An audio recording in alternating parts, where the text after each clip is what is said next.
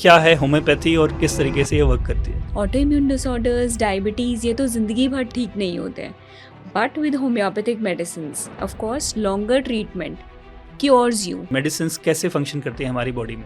Homeopathic medicine mind को ठीक करेगी, जहाँ पे कॉन्फ्लिक्ट्स थे वो उनको रिजॉल्व करेगी। अगर रूट कॉज तक पहुंचना हो तो आप किस तरीके से, क्या मेथोडोलॉजी यूज करते हो कि आप उनके रूट कॉज प्रॉब्लम तक पहुंचने के लिए? So I treated more than 1,000 of children by taking into account the maternal history and of course the symptoms of the child. Alzheimer, dementia या फिर other issues related to the brain जो शुरू हुए और हार्ट अटैक्स बहुत आए। Alzheimer's is basically disconnection. Loose हो गया connection with the loved ones, और ICU साइकोसिस बहुत हुआ है लोगों में। उनको अकेले बंद कर दिया, अकेले छोड़ दिया ICU में। That was a major reason of heart attack.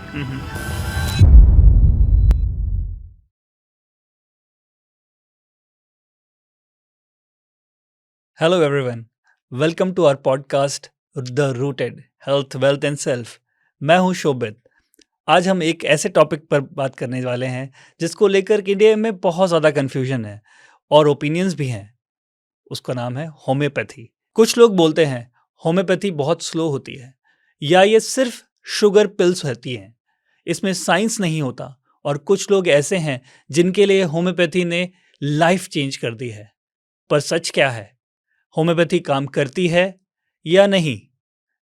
और अगर करती है तो कैसे और किन केसेस में काम करती है? आज मेरे साथ डॉक्टर दीपिका गुप्ता एक एक्सपीरियंस्ड होम्योपैथी डॉक्टर हैं जो ब्रेन माइंड रिलेटेड इश्यूज में स्पेशलाइज करती हैं, जैसे stress, anxiety, focus issues, memory concerns और इमोशनल हेल्थ। ये एपिसोड किसी को कन्विंस करने के लिए नहीं है, ये समझने के लिए है कि होम्योपैथी होती क्या है। अगर आप होम्योपैथी के लिए क्यूरियस हैं, कंफ्यूज्ड हैं या स्केप्टिकल हैं, ये कॉन्वर्सेशंस आपके लिए हैं। So welcome Dr. Deepika to our podcast The Rooted Health, Wealth and Self. So जैसे मैंने अभी बताया कि हम समझना चाहते हैं कि होम्योपैथी को आज की डेट में भी शायद अवेयरनेस के तौर पे या फिर ट्रीटमेंट के तौर पे बहुत ही कम लोग प्रेफरेंस में डालते हैं, प्रेफरेंस उसमें लिस्ट में आता है।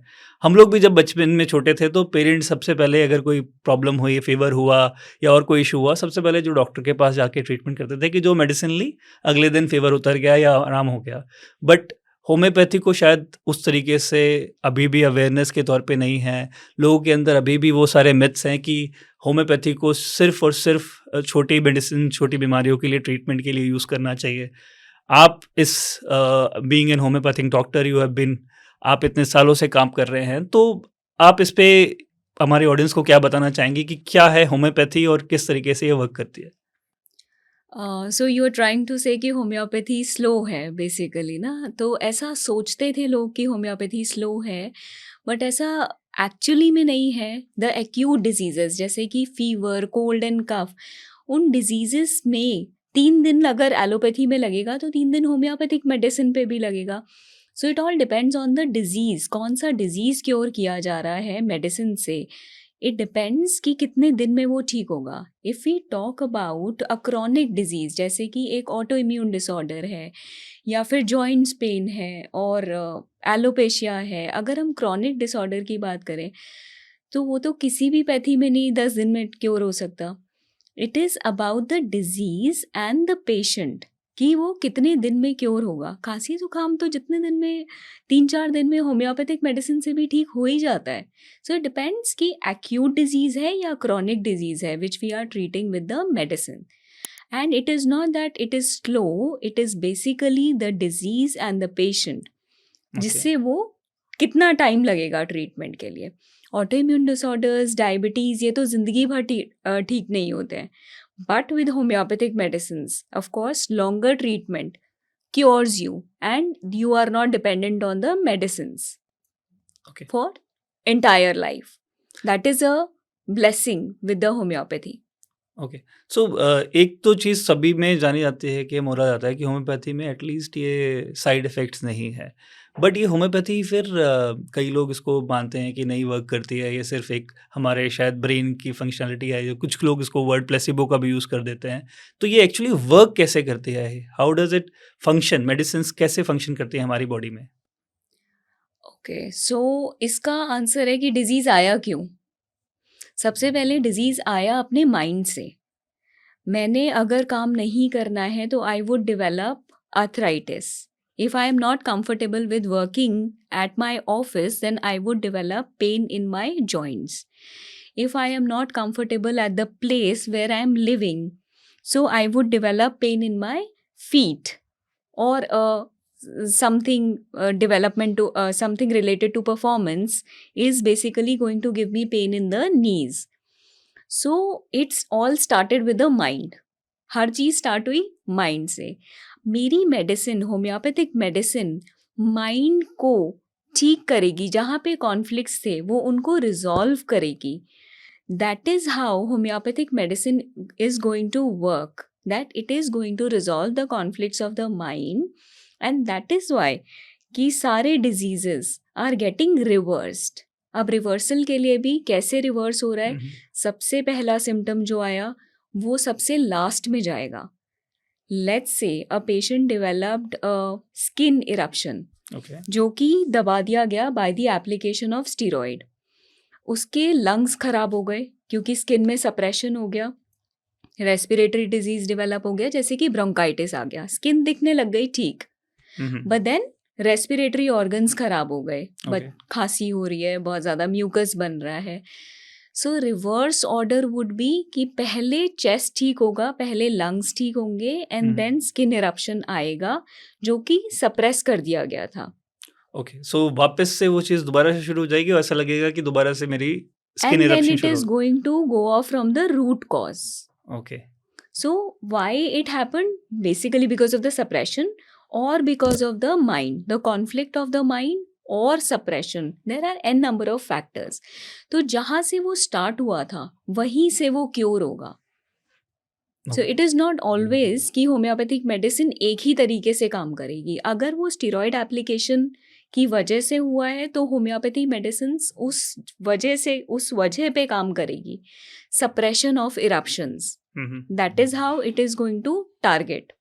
ओके, सो जैसे कि अगर मैं दूसरी पैथोलॉजीज में देखूं तो उसमें पहले आपका अगर स्किन का आया तो there is a skin specialist, there are lungs के आएंगे तो there are other specialist to treat lungs. ये एंड होम्योपैथी में आप कह रहे हो कि सबको सब एक साथ ट्रीटमेंट पे जाते हैं और ये एक दूसरे से लिंक्ड हैं पूरे की पूरी। अगर नॉलेज अच्छी है तो आप सारे डिजीजेस क्योर कर सकते हो, B it acute, B it chronic, B it auto immune, autism, ADHD। अगर आपकी नॉलेज अच्छी है, believe me, I have treated all the diseases. Auto immune से लेके, मतलब छोटे खांसी जुकाम से लेके ऑटो इम्यून डिसऑर्डर्स तक, ADHD, ऑटिज्म, सब क्योर किया है। बिकॉज नॉलेज उस लेवल की थी कि हाँ क्यों शुरू हुआ और कैसे ट्रीट करना है। वो root, inroad to the treatment is necessary. Okay, तो ये जो हम मेडिसिन्स होम्योपैथी में दी जाती हैं, इनके सोर्सेस क्या होते हैं? ये कहाँ से आते हैं? किस तरीके से बनाए जाते हैं मेडिसिन्स? एंड थोड़ा उस पे आप बताना चाहेंगे? ओके, सो मेडिसिन्स प्लांट बेस्ड हैं, जो कि प्लांट से बनी है, जैसे कि पल्सेटिला, फ्लावर से बनी हुई मेडिसिन्स, रूट से बनी मेडिसिन, स्टेम से बनी medicines, then vegetable kingdom, vegetable से बनी हुई मेडिसिन्स, देन मिनरल मेडिसिन्स जैसे कि alumina, argentum, gold, aurum, platinum metal, metal से बनी हुई medicines. Then animal based medicines are there, जो कि spider, snakes and other animals से बनी हुई, लैक जैसे कि dog's milk and cat's milk, सारी चीज़ों से। And then sources are n number, varied sources are there. Even the drug based medicine like heroin, cocaine, there are n number of sources जिससे कि medicine बनी हुई है, and we have potentized those medicines and we are using it at the clinic. Oh! Very interesting, because मेरे को भी नहीं idea था कि ये इसके सोर्सेज़ इतने वेरिड होते हैं। हम होम्योपैथी को यही सोचते थे कि थोड़ा-सा केमिकल्स होते हैं जिनको शायद यूज़ किया जाता है फॉर स्टिमुलाइज़िंग आवर बॉडी एंड उसके बेसिस पे ट्रीटमेंट होते हैं। But very interesting doctor Deepika, because ये हमें मेरे मेरे ख्याल से बाकी लोगों को भी शायद ही इतने सारे अवेयरनेस सोर्सेज नहीं पता नहीं होते हैं पता कि होंगे। कहाँ-कहाँ से मेडिसिन बने। Even chocolate, I have prescribed chocolate to a child. Chocolate का बेसिस ऑफ प्रिस्क्रिप्शन होता है इमोशनल नीड। बेसिकली हम ओके, चॉकलेट क्यों खाते हैं? क्योंकि मेरी इमोशनल क्रेविंग्स खत्म हो गई। मेरी इमोशंस की जो रिक्वायरमेंट थी वो पूरी नहीं हो रही है। ओके, ठीक है, so chocolate I prescribe to a patient जहाँ पे उसकी मम्मी छोड़ के चली गई थी जॉब के लिए, and the child okay, developed hatred towards the mother कि मम्मी तो छोड़ के चली गई, and then he developed craving for the chocolates, and then he was suffering from atopic dermatitis, basically skin eruptions थे उसके. Okay. So there I treated with chocolate. आपको पता होना चाहिए कि पेशेंट को क्यों, कहाँ से स्टार्ट हुआ. Hmm, hmm. It was elements from weaning, basically बहुत जल्दी मदर ने छोड़ दिया फीड कराना, एंड उसको बहुत जल्दी ऊपर का सोर्स दे दिया. Okay, So child developed emotional lacking. Lacking attachment ही डिटैचमेंट बेसिकली मदर Yes. से थोड़ा उस वजह से इमोशंस। So बहुत सारे सोर्सेज हैं और बहुत सारा सोचना पड़ता है कि प्लांट से है, एनिमल रेमेडी है, it is going to harm. Animal remedies are basically predators. Okay, so they are basically more suspicious towards the other person. अगर ऐसा लगता है कि मुझे हार्म होने वाला है, या हम्म, जेलेसी फैक्टर बहुत रहता है एनिमल्स में, हम्म, तो उस लेवल का सोचना पड़ता है कि is it a plant remedy, is it an animal remedy, is it a mineral remedy, performer remedy है ये, हमेशा अचीव करता हुआ है, तो it okay, is basically mineral remedy. Achieve करता हुआ आया, okay, performers, okay, aurum, gold, okay, platinum, हमेशा अचीव किया, अर्जेंटम, सिल्वर. ओके, सो इस लेवल की अगर अंडरस्टैंडिंग है होम्योपैथिक मेडिसिन की, then you are going to prescribe in a wonderful way, and you are going to treat, मतलब I am treating in a very different way okay. What it used to be. Oh वाह, that's amazing doctor Deepika. So अगर आप अगर root cause तक पहुंचना हो, तो आप किस तरीके से क्या मेथोडोलॉजी यूज करते हो कि आप उनके रूट कॉज प्रॉब्लम तक पहुंचने के लिए? ओके, तो सो इन केस ऑफ लाइक बहुत ही बेसिक से स्टार्ट करते हैं. लाइक मैंने बहुत सारे ADHD और ऑटिज्म के केसेस ट्रीट किए हैं. हम्म, वहाँ पे रूट कॉज होता है मदर का during pregnancy, what was the thought process. So there I took कि what was the feeling of the mother during pregnancy, या ऑटिज्म क्यों आया, बच्चे में डेवलप क्यों हुआ. Hmm, mother got silent during pregnancy. Autism is basically बच्चा silent हो गया, and he is into his own world, not connected to the world. उसको hearing is not there, hmm, मतलब he is not responding. Basically hearing is there but वो respond नहीं कर रहा है. Right, then there is no interaction in the world, अपने ही world में है. सो जब मैंने स्टडी किया था और एप्लीकेशन करना शुरू किया, तब मैंने देखा कि मदर के जो during pregnancy she was disconnected with the world. Why? Probably because of the getting trapped in such a situation. जैसे कि कोविड में बहुत सारी मदर्स के साथ हुआ ऐसा कि they were trapped during pregnancy, they were not going out. बहुत 21 के बाद में जितने भी बच्चे थे 2021 के बाद में, so autism has increase to such a level कि क्योर करना ही मुश्किल हो रहा है, लेकिन we don't talk about it. So we should know why it happened and how are we going to treat. So I treated more than 1,000 of children with the medicines, with homeopathic medicines, by taking into account the maternal history and of course the symptoms of the child which he is manifesting. Okay. मैं आपने Covid की बात की, सो Covid के बाद तो मेरे ख्याल से बहुत ज़्यादा इश्यूज डिफरेंट और भी डिजीज़ेस के शुरू हो गए। सो अगर हम उसको भी समझना चाहें, लाइक आपके जो अल्जाइमर, डिमेंशिया या फिर other issues related to the brain जो शुरू हुए, और हार्ट अटैक्स बहुत आए बीच में भी, और इनफैक्ट बहुत ज़्यादा रेगुलर सुनने को मिलने लगा, यंग एज में सुनने को मिलने लगा। सो कोविड के बाद ये तो इसका आपका जो सिंस आपने इतने सारे लोगों को ट्रीट किया है कोविड के बाद एंड यू सेड कि autism is one such disease जो बहुत ज़्यादा कॉमन हो गई, बच्चों में दिखने लगी आपको। तो इन डिज़ीज़ेज़ के बारे में आपका क्या मानना है कि ये क्यों होते हैं? क्या रूट कॉज़ेज़ होते हैं इसके बारे में? Thyroid diabetes also has increased. Alzheimer's is basically disconnection. Loose हो गया connection with the loved ones, और आईसीयू साइकोसिस बहुत हुआ है लोगों हुँ, में। हुँ। उनको अकेले बंद कर दिया, अकेले छोड़ दिया आईसीयू में। There was no person who was connected, no family member who was connected. That was a major reason of heart attack, hmm, hmm.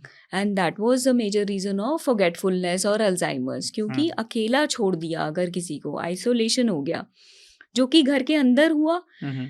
Which was not so dreadful. Right. But जो hospital गया, hmm, hmm.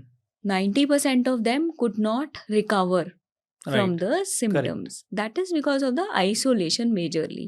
And of course, the medicines, lot of medicines which were given. या medicines थी, vaccinations थे, बहुत सारी चीज़ें आई जो उस टाइम पे सबको दी गईं। अब उसका ट्रीटमेंट या उसके रिपरकशंस तो थोड़े टाइम बाद लोगों को पता चलने शुरू हो जो गए। कि हम ट्रीट कर रहे हैं, हाँ, करेक्ट, दैट्स करेक्ट। जो कि क्योर हो रहे हैं, बहुत अच्छे से क्योर हो रहे हैं। अभी आपने एक टर्म यूज़ किया था हेलो डायबिटीज़ समथिंग, तो what is that if I understand? है। डायबिटीज़ को आपने यूज़ किया था कि जिसके सिम्पटम्स बहुत ज़्यादा बढ़ गए हैं after post Covid. So diabetes is basically loss of the sweetness of life. तो आपकी मिठास चली गई लाइफ की, हुँ, हुँ। जो कि कोविड में बहुत हुआ, उससे पहले भी होता था। हुँ, हुँ। सो डायबिटीज़ कहाँ से ट्रीट होता है? अब वहीं से ही ट्रीट होता है कि रूट कॉज़ क्या था? क्या हुआ ऐसा इमोशनल फैक्टर आपकी लाइफ में जिसकी वजह से स्वीटनेस चली गई? डायबिटीज़ में तो घर में खाना ज़्यादा बनने लगा था। स्वीटनेस और ट्रीटमेंट ज़्यादा शुरू हो गए थे, तो मुझे तो ये लग रहा है कि कोविड के टाइम पे बेसिकली घर में आप देख रहे होंगे कि काफ़ी ज़्यादा चीज़ें शुरू हो गई थी, घर में ये लोग नए-नए कंपनसेटरी ट्रीट मैकेनिज़्म था। That was a compensatory mechanism कि आप खा के अपनी बट इमोशनल क्रेविंग्स पूरी कर रहे हो, दैट्स इट। अच्छा, है सो ना? But the normal routine of life that you are going out, meeting people, they were not getting fulfilled. Okay, so that gives a, या फिर रेजिस्टेंस कॉन्फ्लिक्ट भी होता है डायबिटीज में। If you don't want to go to a place hmm, hmm. You are annoyed with, that is also a cause of diabetes. So जो अभी common लोगों का एक समझ है, तो यही होती है कि डायबिटीज़ एक स्ट्रेस अगर लेवल आपके बढ़ने बहुत ज़्यादा शुरू हो जाते हैं, तो आपको डायबिटीज़ की तरफ आप बढ़ जाते हो, और डायबिटीज़ जनरली हो जाती है। स्ट्रेस तो एक ऐसी फैक्टर है, आई थिंक बहुत सारी बीमारियों से लिंक्ड कर दी जाती है। बट डायबिटीज़ एक ऐसी बीमारी है जिसको बहुत ज़्यादा लिंक किया जाता है स्ट्रेस के साथ में ही। तो क्या ये डायबिटीज़ और आप जो बता रहे हैं क्रेविंग आपका ख़त्म हो जाना या फिर डिस्कनेक्ट हो जाना, ये कैसे इंटरलिंक्ड होता है? So basically pancreas, it is basically financial also. Pancreas insulin secrete करना बंद कर देते हैं जब फाइनेंशियल स्ट्रेस भी आता है। One of the reasons, one of the 3 reasons, और भी रीजंस होते हैं। So financial is also a good reason for diabetes, because pancreas insulin secrete करना बंद कर देते हैं, which is a starvation conflict, that you are not getting what you want, okay, which is another reason. Then loss of a loved one is another reason. So medicines would uh, strike on the cells जहाँ से वो start हुआ था, उन sales पे, उस conflict को resolve करते हुए उन सेल्स पे काम करती है मेडिसिन्स, और इंसुलिन सिक्रीट करना स्टार्ट करवा देती है। Let's say if it is a loss of loved one conflict, there is a different set of medicines. If it is a financial conflict, there is a different set of medicines. If it is a resistance conflict, then there is a different set of medicines which is going to work in homeopathy. Okay. We don't have specific medicine for every diabetic patient. This is how homeopathy individualizes everyone. तो very interesting. तो ये आप कहना चाह रहे हैं कि एक मेडिसिन्स एक बीमारी के लिए काम नहीं करेगी? नहीं करेगी। लेट्स से अगर ड्यूशीन मस्कुलर डिस्ट्रोफी है, यहाँ मैं ऑटो इम्यून डिसऑर्डर्स लेती हूँ। अगर ड्यूशीन मस्कुलर डिस्ट्रोफी है या मल्टीपल स्क्लेरोसिस है, लेट्स से मल्टीपल स्क्लेरोसिस का एक पेशेंट है, so why did he why is he feeling he is not competent enough, नहीं चल पा रहा है आगे लाइफ में, नहीं कर पा रहा है. मेरे पास मल्टीपल स्क्लेरोसिस का one of the case I would share, जो कि बहुत सारे ट्रीटेड केसेस में एक केस था कि वो बिल्कुल ही नहीं चल पा रहा था. क्यों? नर्व्स बिल्कुल डैमेज हो गई थी उसकी. So what was the conflict was कि बचपन में father died and after his sister's marriage he could not take a stand because they were torturing his sister. वो अपने आप को इतना वीक फील करता था कि वो फेस ही नहीं कर पाता था उन लोगों को, क्योंकि Okay. सिस्टर को निकालना था वहाँ से. That led to autoimmunity in his body कि मैं नहीं कर पा रहा हूँ, मैं नहीं कर पा रहा हूँ. Recurrent attacks on his sister made him feel कि मैं नहीं कर पा रहा हूँ. He developed multiple sclerosis. He was cured permanently by homeopathic medicines. One of the case. Very interesting. So थोड़ा से और आप, बिकॉज हमने अभी बहुत ऐसे डिजीजेस के बारे में बात कर रहे हैं जो थोड़ा कम सुनने को मिलती हैं बट रेयर बट ट्रिकी होती हैं, जो बाकी पैथोलॉजीज में ट्रीटमेंट के नाम पे शायद उनको सिर्फ डिले किया जाता है या फिर आपको स्लाइट रिलीफ दिया जाता है, चाहे वो सोराइसिस हो या फिर डिमेंशिया हो, जिसमें डॉक्टर्स ये बोलते हैं कि हम इसको थोड़ा प्रोसेस को स्लो कर देंगे लेकिन ट्रीटमेंट नहीं है.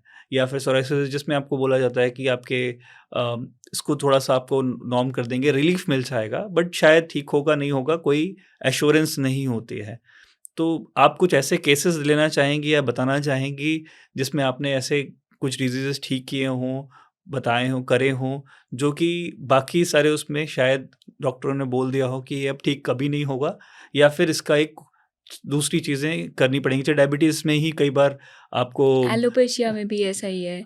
देन उसके बाद में DMD, muscular dystrophies, the difficult diseases, autism, ADHD भी क्योर नहीं हो रहे हैं लोगों से, है ना, अदर पैथी से. But I am getting wonderful results because उस लेवल पे काम करना कि हाँ ये क्यों शुरू हुआ था और वहाँ से स्टार्ट करना कि कैसे क्योर करना है.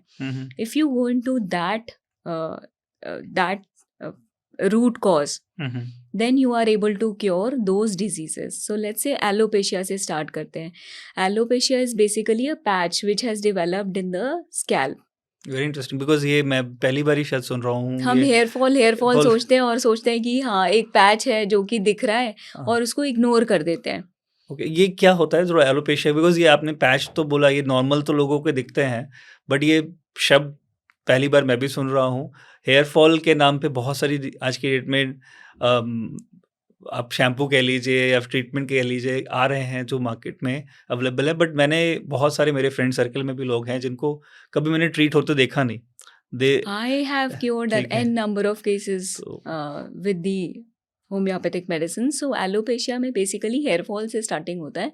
Okay Then you develop a patch okay on your scalp. If it is alopecia areata, alopecia universalis में तो सारा ही बॉडी के हेयर चले जाते हैं. So alopecia areata में there is a patch which develops. Again, it is an autoimmunity. Autoimmunity is basically your cells are killing your own body cells. आप उनको मैसेज दे रहे हो I am not good enough. So your cells start killing your own hair roots. Okay That is how the patient develops autoimmune disorders or alopecia. अब उसमें मैं बहुत सारे examples दे सकती हूँ जैसे कि क्यों हुआ. So one of a child develop alopecia, 12th की गर्ल थी. So she developed alopecia because उसकी मदर इतना प्रेशर करती थी कि यू हैव टू परफॉर्म, है ना, आगे आपको डॉक्टर ही बनना है. Okay So she was not able to cope up with the studies and what she developed is alopecia क्योंकि मदर के साथ, हेड के साथ conflict, father mother boss, head पे अगर कॉन्फ्लिक्ट आया तो it is basically the personality who is authoritative to you. उसकी mother was always pressurising her okay पढ़ने के लिए. She developed a big patch on her occiput. क्यों? मैं नहीं कर पा रही हूँ. Likewise, another male who wanted to marry a girl of his choice could not marry because there was a pressure कि हमारे बिजनेस क्लास में ऐसा नहीं होता है that you are going against the family. He developed alopecia again. Father, conflict Okay. Was with the father कि आपको मना कर दिया गया, अथॉरिटेटिव फिगर.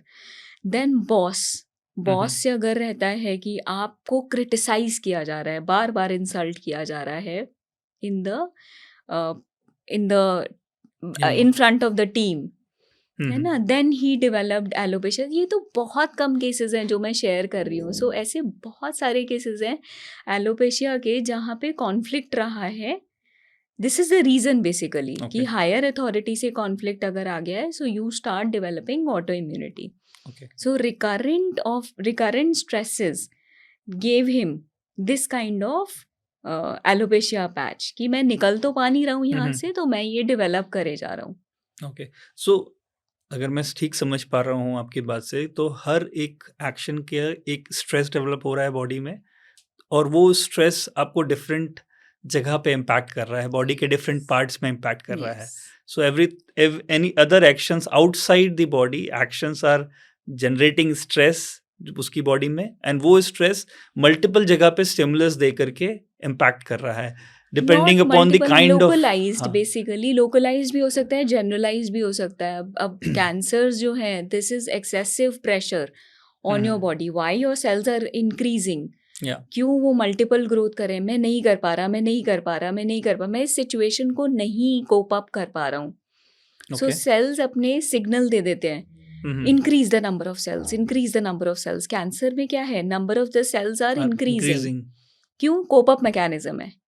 ओके. अगर स्टमक का हुआ है कैंसर, तो स्टमक का कैंसर हुआ है क्योंकि मेरा मॉर्सल कॉन्फ्लिक्ट है. मॉर्सल कॉन्फ्लिक्ट इज या तो मुझे पोजीशन वो नहीं मिल पा रही है जो मुझे चाहिए थी.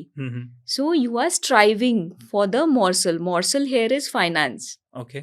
Okay, it is not always कि खाना नहीं मिल पा रहा है. ओके. आज की सिचुएशन में morsel is basically either financial और इमोशनल. इमोशनल अगर होगा कि मुझे कहीं से इमोशनल एंगल नहीं मिल पा रहा है, सो ही माइट डेवलप, या मैं कुछ कहना चाहती हूँ, oral cancer. Oral cancer is very interesting. It is कि ओरल कैंसर क्यों डेवलप हुआ. मैं कुछ कहना चाहती थी पर मैं नहीं कह पा रही हूँ, या कुछ कहना चाहता था, तो cells are basically increasing. Trigger factor. Okay. So oral cancer के लिए तो ज़्यादातर आज की मतलब जो पहले का एक मानना था, या जो ये पान मसाला गुटखा जो बहुत ज़्यादा खाते थे, उसकी वजह से ही ओरल कैंसर आपके डेवलप हो जाते थे. तो क्या ये उससे लिंक थे या नहीं थे, और क्या ये जो आप सिम्टम बता रहे हो होम्योपैथी के उसमें, तो क्या ये वो भी उससे भी लिंक हो जाते हैं या नहीं? सारे जो गुटखा खा रहे हैं सबको तो नहीं हो रहा ओरल कैंसर, है ना. तो मेरी सोच, मैं गुटखा खा रहा हूँ कहीं मुझे कैंसर ना हो जाए, मैं गुटखा खा रहा हूँ कहीं मुझे कैंसर. क्यों? क्योंकि लिखा रहता है वहाँ पे, लिखा होता है ना, सिगरेट में भी लिखा होता है gutkha. Be aware. Be aware, correct. तो मेरे को सिग्नल पहुँच गया कि मुझे कैंसर हो जाएगा, हो जाएगा, मैं खा रहा हूँ गुटखा, मैं खा रहा हूँ. ओके. ये लोगों को पता नहीं था पहले. हाँ. है ना. अब आज हम इसको कौन सा कॉन्फ्लिक्ट लेते हैं कि मैं बोल नहीं पा रहा हूँ, मतलब इन अ डिफरेंट क्लास. सो वहाँ पे अगर है तो जॉब में, let's say if I am unable to say, घर में if I am unable to say something, then rectal cancers, somebody giving you a very bad feeling throughout. Okay. Ulcerative colitis और rectal cancer के cases बहुत treat हुए हैं with this feeling that I'm not able to, somebody giving me a bad feeling and I'm ugly feeling. Okay. And I'm not able to cope up with the situation क्योंकि मैं निकल नहीं सकता यहाँ से. So that is the reason why your cells are increasing, and ulcers में there is a lot of anger why you are not able to speak out. Okay. This is the pathology which has come up because of the thought process. अब let's say एक vitiligo का case था. Vitiligo में you want a separation from somebody, और this is again an autoimmune disorder. Right. Autoimmune disorder is basically your cells are again killing your cells. So melanin pigment जा रहा है. Melanin pigment of the beard area of that person went away because he thought मैं hotel में गया हूँ और मैंने इनका टाल यूज़ किया है. Oh. वहाँ से मैंने वो ट्रीट किया, है ना, विच ही थॉट ओके। कि I had to compromise on the 7 star से मुझे 3 स्टार पे आज कॉम्प्रोमाइज करना पड़ा because there was no availability. तो शायद इस स्टॉल से मुझे कोई इन्फेक्शन ना हो जाए इन्फेक्शन। या इनका जो मैं प्रोडक्ट्स यूज़ कर रहा हूँ हम्म। उससे मुझे कुछ हो ना जाए। तो वहाँ से मैंने बियर्ड का vitiligo in a male patient ठीक किया था। Then in vitiligo I treated in a girl, a few examples I'm giving, Yeah. in a girl who was not happy.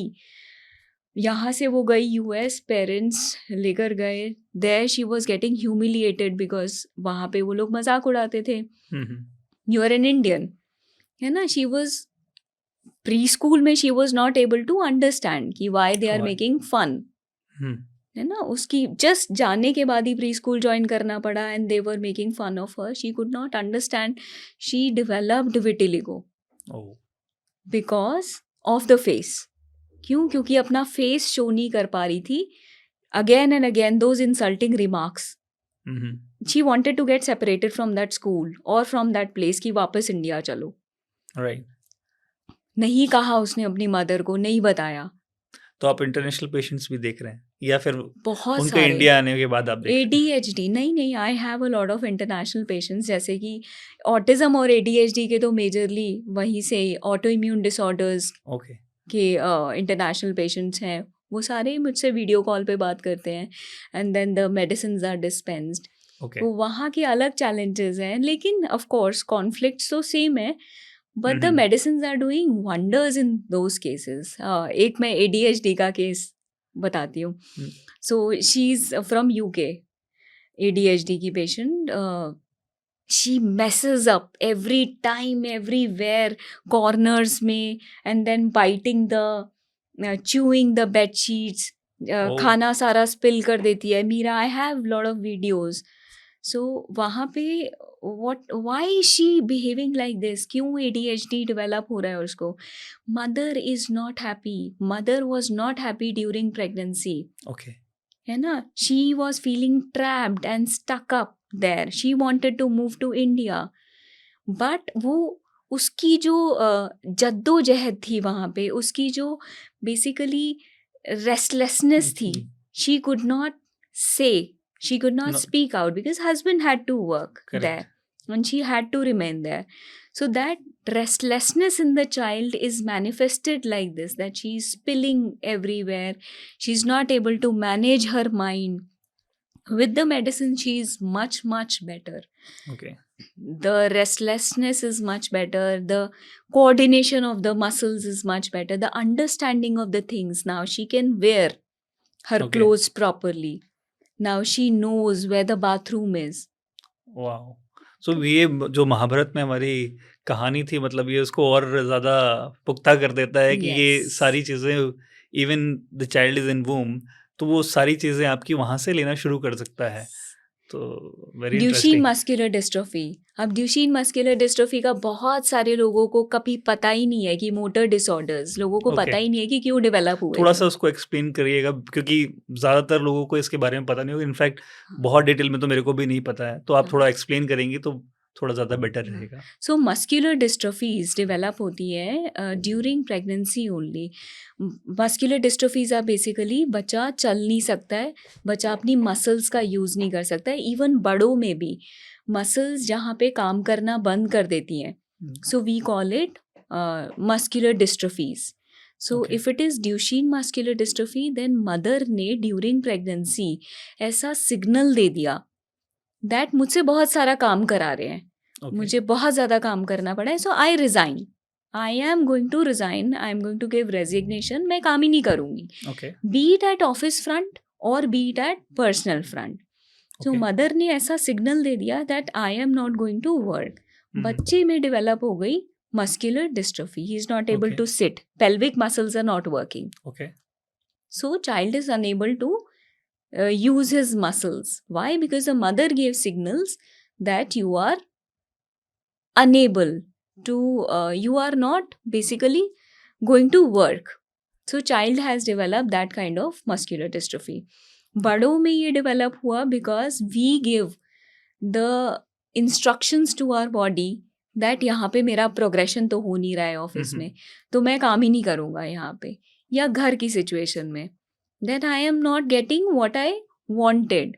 So you give signal to your muscles that you are immobile.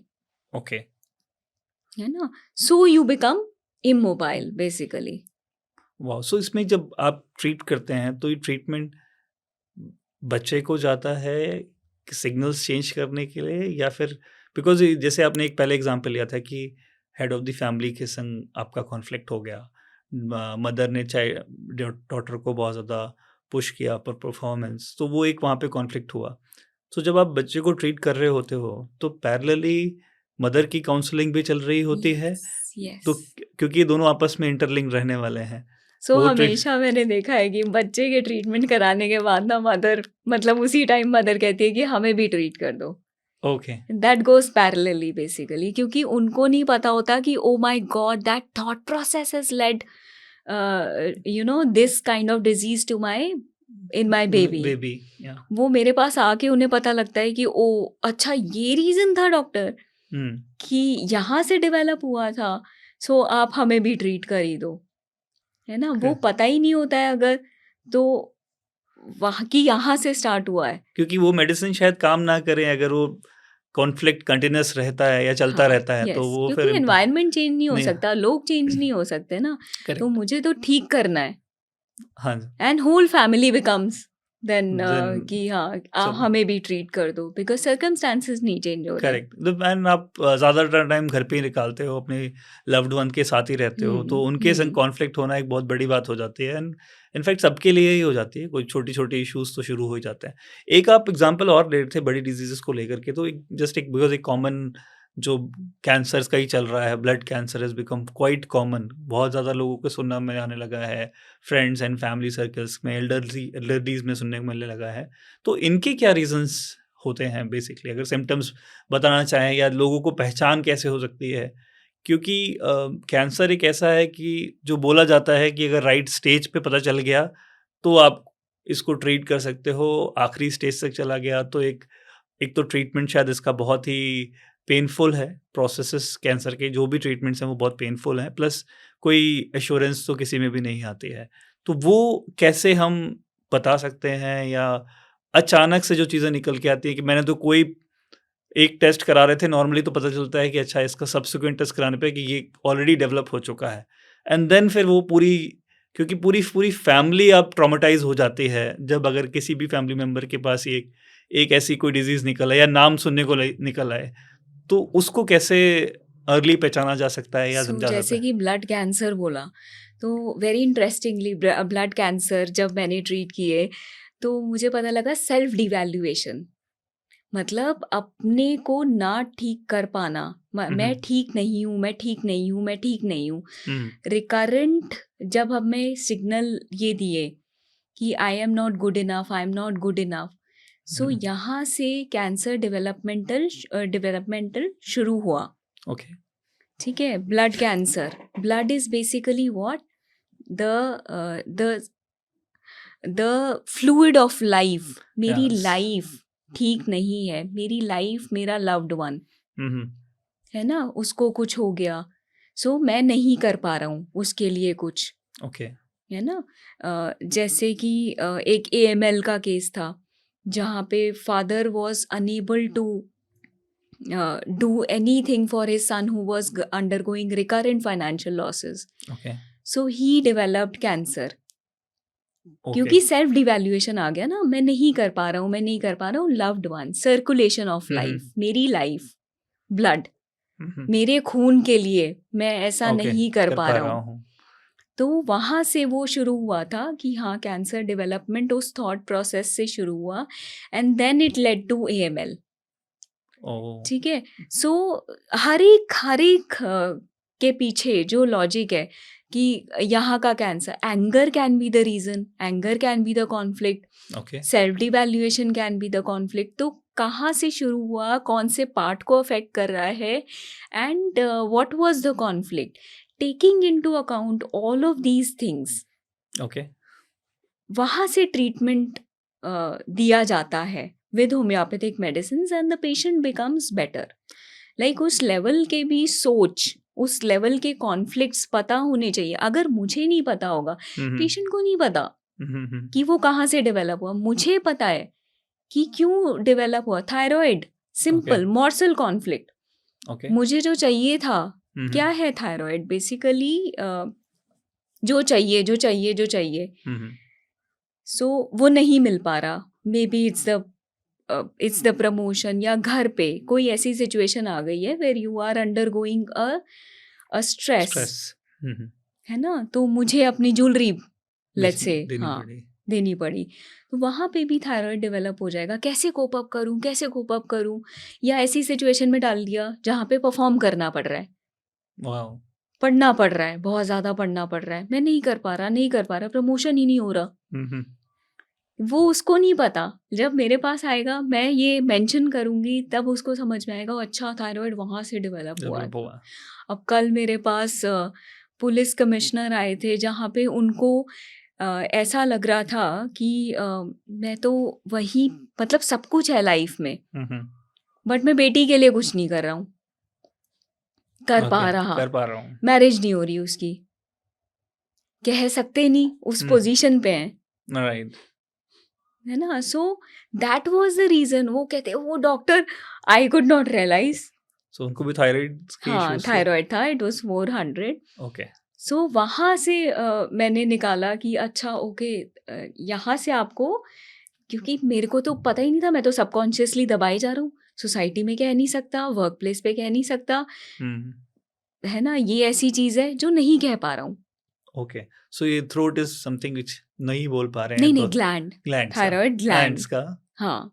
सो उसमें भी अब वो रहता है कि out going morsel है या इन growing morsel है. Will not go into details. समझ गया. तो जिनको समझना होगा वो आपसे कौन कनेक्ट सा कर लेंगे. कौन सा लोब अफेक्टेड है, राइट साइड अफेक्टेड है, left side. His was left side, emotional angle. Correct. It was an emotional angle for his daughter. समझ गया. So left side was affected. Okay. एक तो कोई और ऐसे केसेस लेना चाहेंगे, एज ए कैंसर में हम बात कर रहे थे, इसी को थोड़ा सा फॉरवर्ड लेके जाते हैं कि कोई स्टेजेस है. ऑटिज्म, ADHD भी हम हाँ, वो भी कर सकते हैं. इसको करके फिर हमसे बात करते हैं. इसमें कोई स्टेजेस हैं कि जैसे कैंसर में स्टेजेस का बहुत ज़्यादा चलता है कि स्टेज ये हो गया तो 4 के बाद अब कोई ट्रीटमेंट नहीं बचता या फिर बहुत मुश्किल है, तो कीमो और कैसा? रेडियो तो सबको ही दे देते हैं वो. हाँ. अब मैंने कीमो और रेडियो के पेशेंट्स ट्रीट किए हैं विद द होम्योपैथिक मेडिसिन. सो इसमें भी मैं एक केस डाल देती हूँ कि अल्सर का केस था. ओके. रिकरेंट रेडियो दिए जा रहे हैं रिकरेंट रेडियो. अब पेशेंट्स को तो नहीं पता क्या हो रहा है पापा Correct. के साथ. हाँ. So they were undergoing recurrent radiotherapies. Okay. The patient who just visited my clinic कि अच्छा डॉक्टर, आपने इस लेवल की माइंड टेक्नोलॉजीज़ की पढ़ाई की है, तो आपको तो पता होगा क्या हो रहा है मेरे पापा के साथ. आप ये फ़ोटो देखो, and he is bed ridden. I said ये अल्सर डेवलप हो गया उनके. What was going on with him, जो कि ड्रेन कर रहा था. ओके. पस लिक्विड सब leakage. वो उसको Oh. ड्रेन कर रहा था. और डॉक्टर्स अभी भी रेडियो दिए जा रहे थे उसको. Oh. They were not taking care of. वो बैंडेज लगा देते थे एंड देन नेक्स्ट सेशन के लिए बुला लेते थे. So I prescribed the medicine which was antidote to that radiotherapy. Oh. Okay. ठीक है, रेडियोथेरेपी के बहुत सारे साइड इफेक्ट्स होते हैं, जैसे कि स्किन पे dryness, oral ulcers which develop after the radiotherapy, then your hair loss. Correct. Chemo और रेडियो के बाद में होता है because of the recurrent because of the recurrent exposure. Radiation. सारी मेडिसिन हैं, हर तरह की मेडिसिन है होम्योपैथी में जो कि इनको क्योर कर देती है. Okay. So I gave the medicine antidoting the radiotherapy and the ulcer heeled.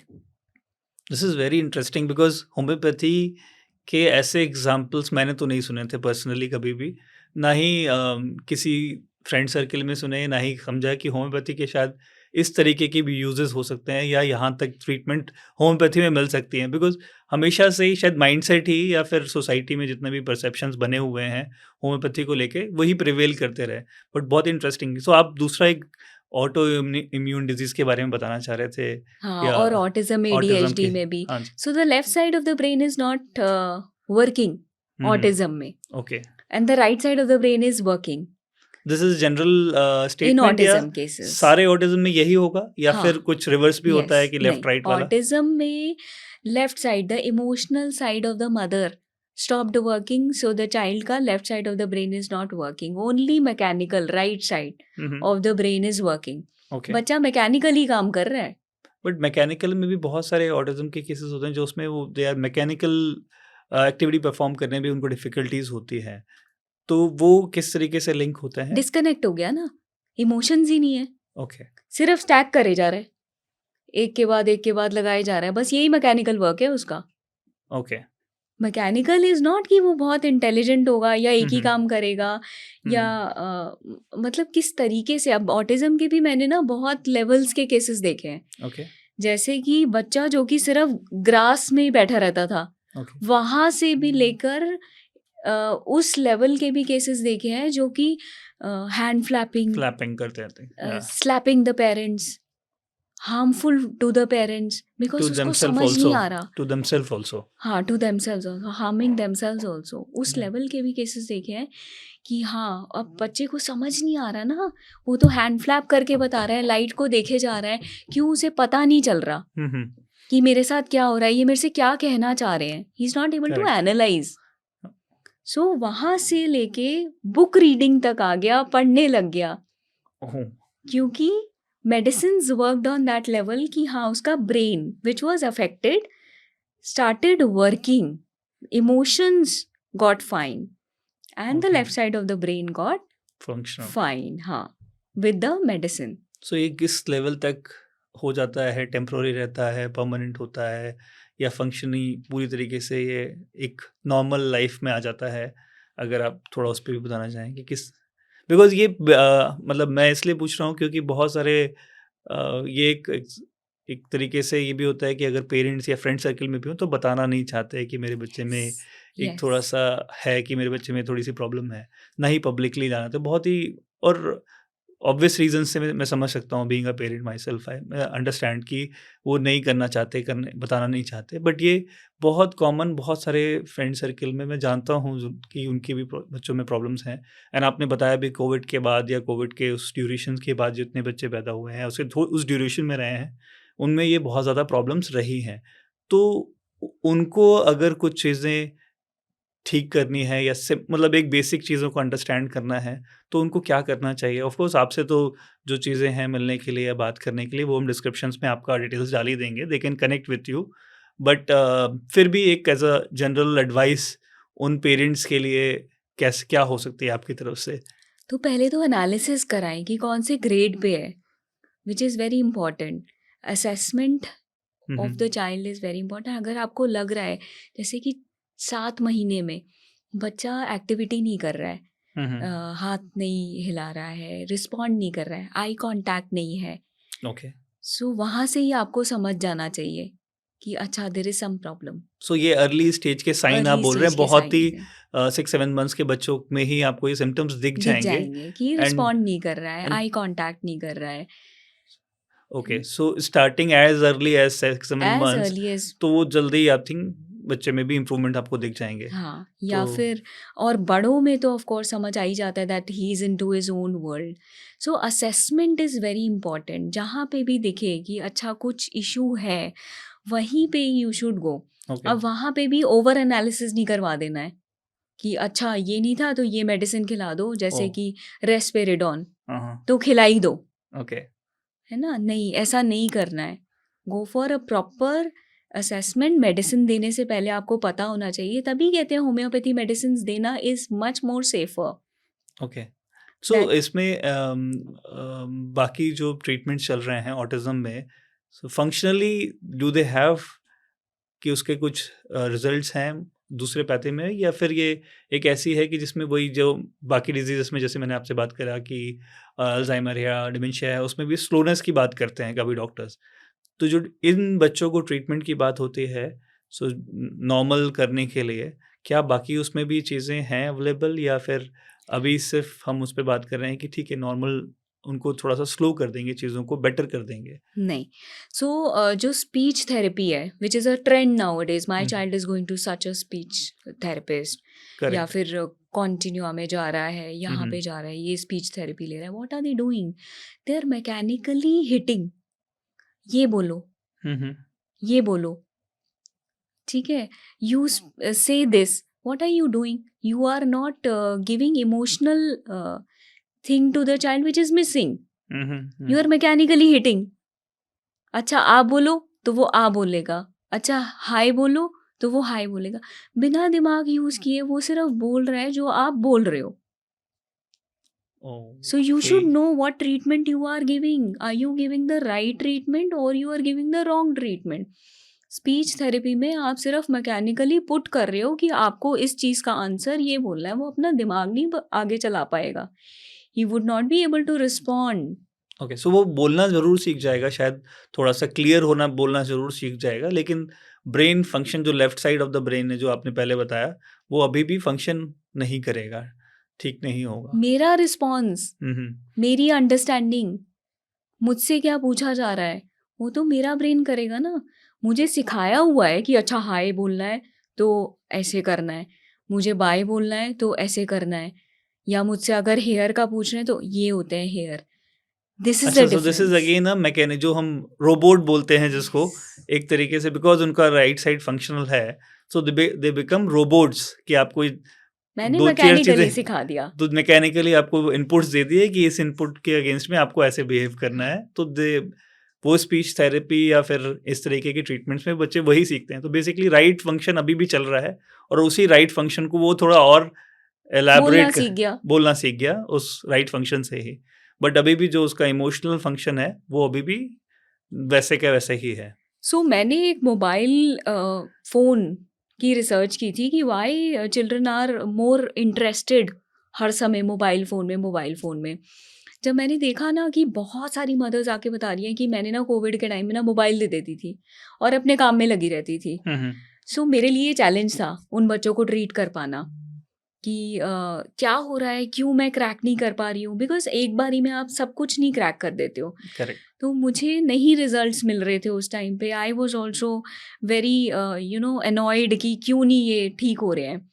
तो मैंने उसमें रिसर्च किया कि मोबाइल फ़ोन रेडिएशन से क्या हुआ बच्चों के ब्रेन में, और उससे मैंने एक मेडिसिन निकाली which is an antidote to the radiation of mobile phone, and I gave it okay. to so n number of children, and they became really you know connected to the persons in school, to the family which they were not getting connected to. ये same radiation वाली दवा थी जो यहाँ use करी, और जो आपने दूसरे ट्रीट पेशेंट को ट्रीट करने में यूज़ करी थी, जो एंटी रेडिएशन वाली दवा आपने बोली थी? हाँ, और वही उसी की मैं बात कर रही हूँ, ये anti similar radiation. Anti radiation वाली मेडिसिन्स यस। काम करी वहाँ पे? नहीं, अच्छा you are talking about the cancer. Cancer. नहीं, वो तो अलग रीज़न है।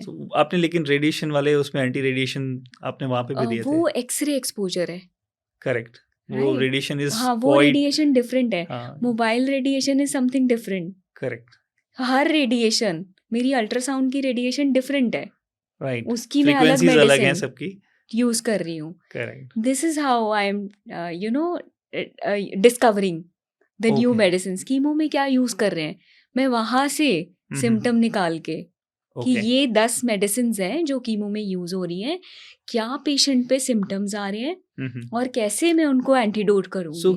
कीमो करने के बाद जो सिम्पटम्स आए, उनको आप रिवर्स करने के लिए you give medicines. Yes. But ये जैसे कीमो के जो बट जो कीमो जो मेन फंक्शन के लिए यूज़ किया गया था therapy, was to kill the your cancer cells, या तो तो आप यहाँ रिकरेंस पे बात आती है कि हाँ, डॉक्टर रिकरेंस नहीं होना चाहिए, करेक्ट। सो राइट? आपने जब रिवर्स किया तो फिर आप उसको कैसे ट्रीट कर रहे हैं कि वो उनका जो मेन फंक्शन था, उसके साइड इफ़ेक्ट्स कह लीजिए, बिकॉज़ ये साइड इफ़ेक्ट्स होंगे, जिस वो पे ट्रीट आप कर दिए। हाँ, अब मुझे रिकरेंस पे काम करना है, हाँ, दोबारा नहीं होना चाहिए बिल्कुल। कीमोथेरेपी। तो मैं वहाँ रूट कॉज़ पे जाऊँगी हुँ, हुँ। कि this is how it started. Let's say a stomach cancer hmm, hmm. started with the conflict कि मेरे को पोजीशन नहीं मिल पा रही है, तो मैं अपनी फैमिली को कैसे टेक केयर करूँगा, है ना? ओके, मैं नहीं अचीव कर पा रहा हूँ, because we have achieve that life style doctor that we can not compromise compromise, on our level, है ना? हम आ गए इंडिया में from UK, but we can not compromise on the level. So how do I survive? How do I get those things means for my family? Right, Led to the development of stomach cancer. Okay, He had to achieve somehow. So I prescribed on those basis कि वहाँ से वो शुरू हुआ था कि he was not able to achieve basically for the survival of his family. So I, after antidoting the chemo का effects, I prescribed on the root cause जहाँ से शुरू हुआ था, and then the patient is working working. wonderfully. So chemo या कोई भी cancer होता है जनरली व्हाट हम लोगों ने मतलब मैंने कॉमनली जो सुना है या देखा है कि रीअकरेंस बहुत होती है हाँ, even after yes. Fully getting recovered कि आप पूरी तरीके से आपने ठीक कर दिया है, कुछ साल बाद उसका रीअकरेंस बहुत आता है और फिर वो और ड्रेडफुल होता है। तो वो आप के जो पेशेंट्स या जैसे भी लोग जिन्होंने करा लिया है अब वापस से रिकवर हो चुके हैं लेट्स से कैंसर से भी, क्या आप उनको रिकमेंड करोगे कि they should also get treated on the root cause, कि आपके पास वापस से रूट कॉज की ट्रीटमेंट लेनी चाहिए अगर आपने वो ट्रीटमेंट करा के ठीक हो भी गए हो तो भी? हाँ, सो लोगों को पता ही नहीं है ना कि कैसे कहाँ जाना है। हाँ, हाँ। वो पता होना चाहिए कि आपको कहाँ जाना है, कैसे ट्रीट कराना है और कहाँ पे आपका ट्रीटमेंट हो जाएगा। अगर आपको वो पता चल जाता है कि हाँ, you are at the right place, so you all should know कि कहाँ से स्टार्ट हुआ था। अगर मैं उस पे काम कर रही हूँ तो आपका रिकरेंस नहीं होगा, आपके आने वाली ज़िंदगी बहुत बेटर हो जाएगी and you will be able to work. So आपका डिस्क्रिप्शन तो डाल ही देंगे और जो भी ऑडियंस सुन रही है और आना चाहती है और एक बार आपसे कंसल्ट करना चाहती है वो आपको डायरेक्टली कांटेक्ट कर लेंगे इन सब चीज़ों में। मतलब आपका सजेशन यही है कि अगर आप ठीक भी हो गए हो तो एक बार आपके संग वापस से रूट कॉज पे काम कर लिया जाए यस, तो बेटर फॉर रहेगा, द रीअकरेंस रिकरेंस। नहीं आएगा उन हाँ, सब चीज़ों को यस। लेके। सो ये डॉक्टर्स की तो हमने बात कर ली कि जो पे अर्ली बच्चों के लिए ऑटिज्म पे बात कर ली, ये जो अच्छे उसमें पेरेंटल बिकॉज अब हम उसमें है कि जनरेशन बाय जनरेशन पर the parents are getting older now and कोई ना कोई डिजीज़ आती जा रही है जो इस तरीके की नई डिजीज़ेस हो गई और बहुत कॉमन हो गई हैं।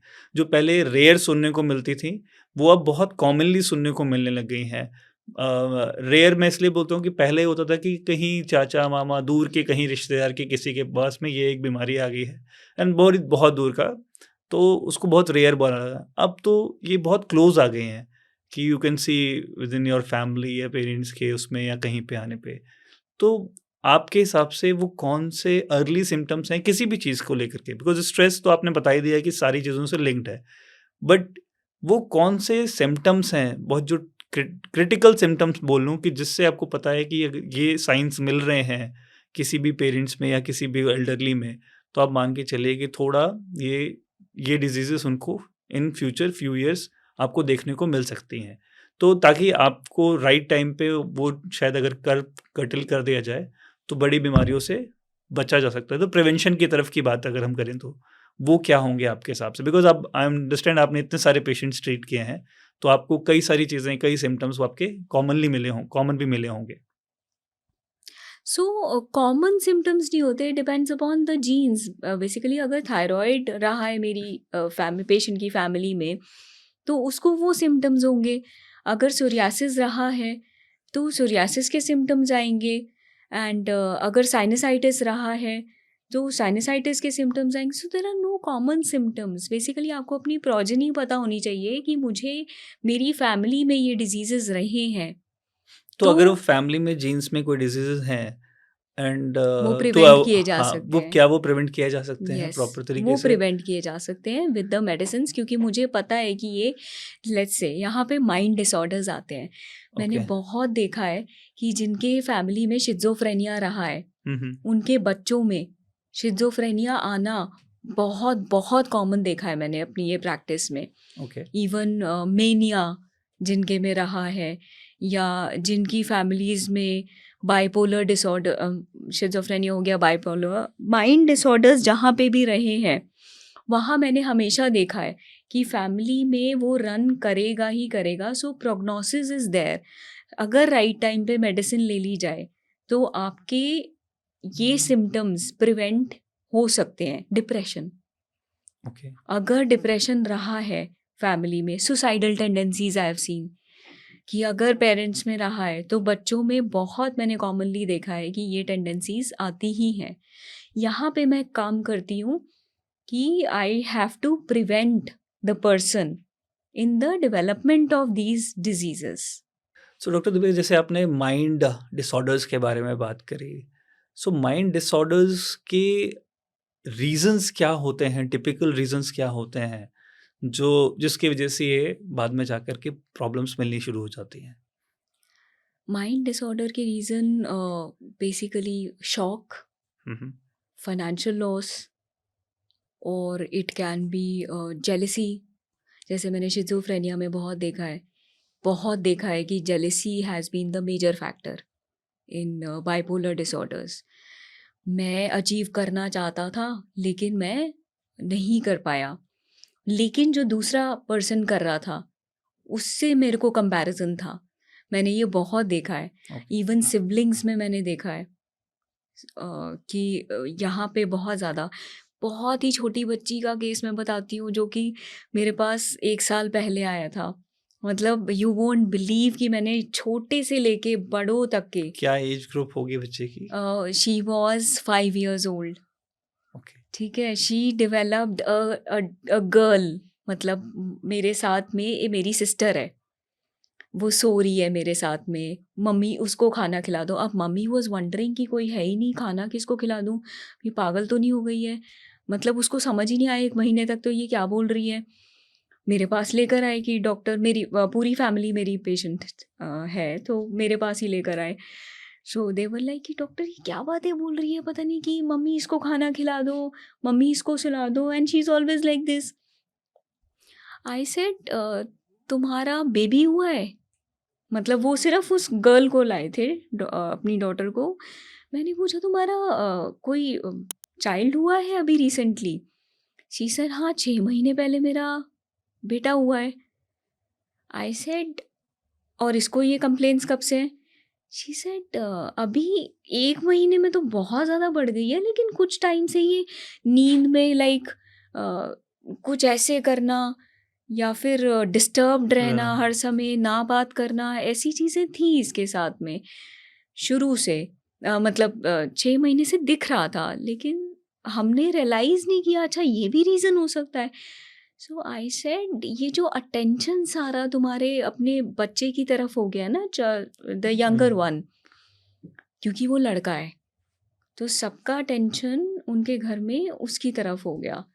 She was unable to take that rejection.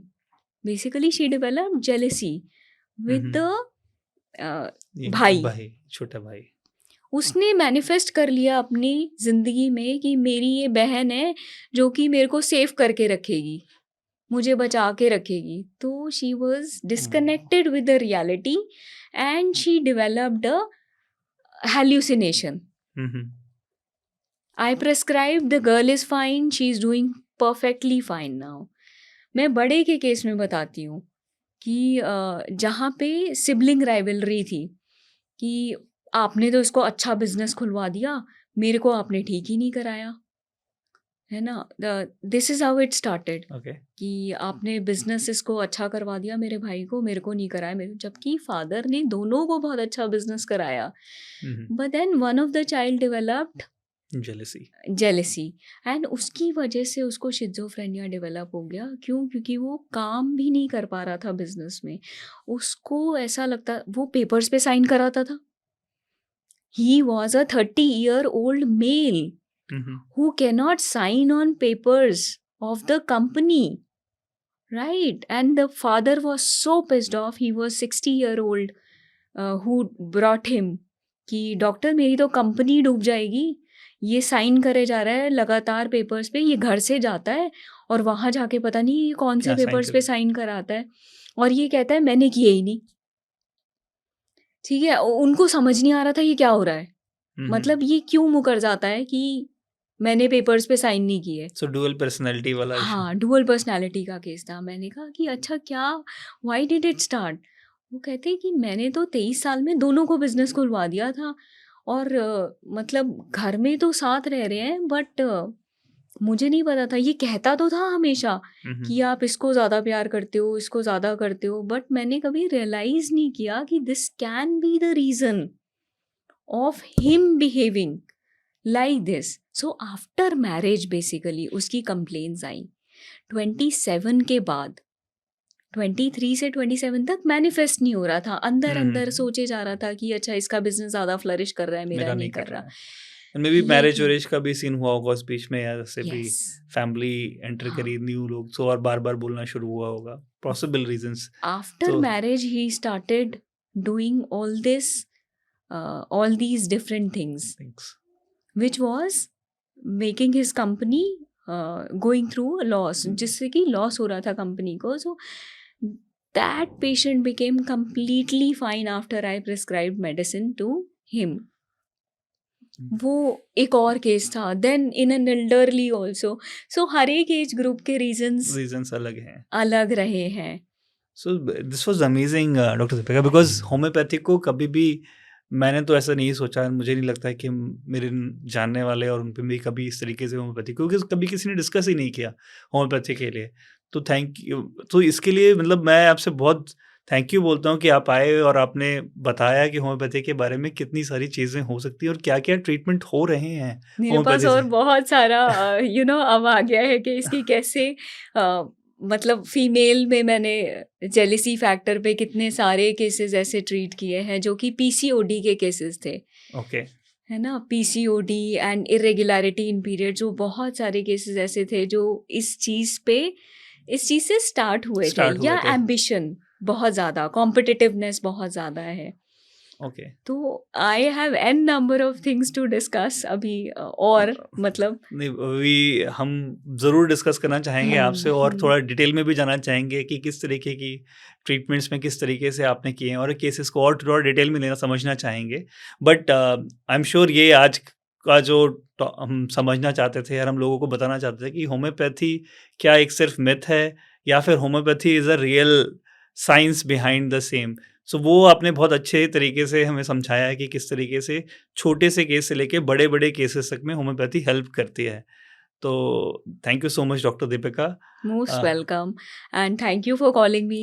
And मैं बहुत सारी चीज़ें बता पाई एंड कैसे होम्योपैथी वंडर्स कर रही है आज के ज़माने में, and how it is very different from बहुत पुराने हम सोचते थे कि ऐसे डिजीजेस तो ट्रीट ही नहीं हो सकते। बिल्कुल, बिल्कुल। सो जाने से पहले जस्ट अगर कुछ 2-3 आप कुछ सजेशंस या 2-3 चीज़ें जो आप नॉर्मल लोगों को देना चाहेंगे कि आप इन सब चीज़ों को मैनेज करने के लिए, बिकॉज़ स्ट्रेस आपने एक बहुत कॉमन बताया था। तो अगर उसको ठीक रखना है, कोई डिज़ीज़ डेवलप ना हो, तो प्रिवेंट कैसे कर सकते हैं? कुछ कॉमन चीज़ें अगर आप शेयर करना चाहें तो? प्रिवेंट किया जा सकता है बाय कॉन्फ्लिक्ट रेजोल्यूशन, है ना। अगर आपका कॉन्फ्लिक्ट उस चीज़ से है तो आप एनवायरनमेंट या तो चेंज कर सकते हो, इफ़ इट इज़ पॉसिबल तो एनवायरनमेंट चेंज करो, नहीं कर सकते तो देर आर मेडिसिन्स जो कि आपका कॉन्फ्लिक्ट रिजॉल्व करवा देती हैं। Okay. So this is how you can you know so आप ट्राई टू अंडरस्टैंड कि आपका किस चीज़ से कॉन्फ्लिक्ट चल रहा है और उस कॉन्फ्लिक्ट को आप जितना जल्दी रिजॉल्व कर लेंगे उतना आपके लिए बेटर रहेगा। बेटर रहेगा। Yes. Okay, thank you so much doctor Deepika. आज का एपिसोड हमें ये याद दिलाता है कि हीलिंग एक शॉर्टकट नहीं है, वो पेशेंस है, कंसिस्टेंसी और राइट गाइडेंस से होती है। होम्योपैथी हो या कोई भी हीलिंग सिस्टम हो, सबसे ज़रूरी होता है राइट एक्सपेक्टेशन और राइट अंडरस्टैंडिंग। मिथ्स के चक्कर में हम या तो बिना सोचे फॉलो कर लेते हैं या बिना समझे रिजेक्ट कर देते हैं, पर अवेयरनेस हमें बीच का बैलेंस रास्ता दिखाती है। अगर आपको आज का एपिसोड इंसाइटफुल लगा, प्लीज़ इसे शेयर करें और उन लोगों के साथ ज़रूर शेयर करें जो स्ट्रेस, एंग्जाइटी, इमोशनल इश्यूज या लॉन्ग टर्म हेल्थ कंसर्न से डील कर रहे हैं। ऐसे ही रूटेड कंटेंट के लिए हमें सब्सक्राइब करना ना भूलिए।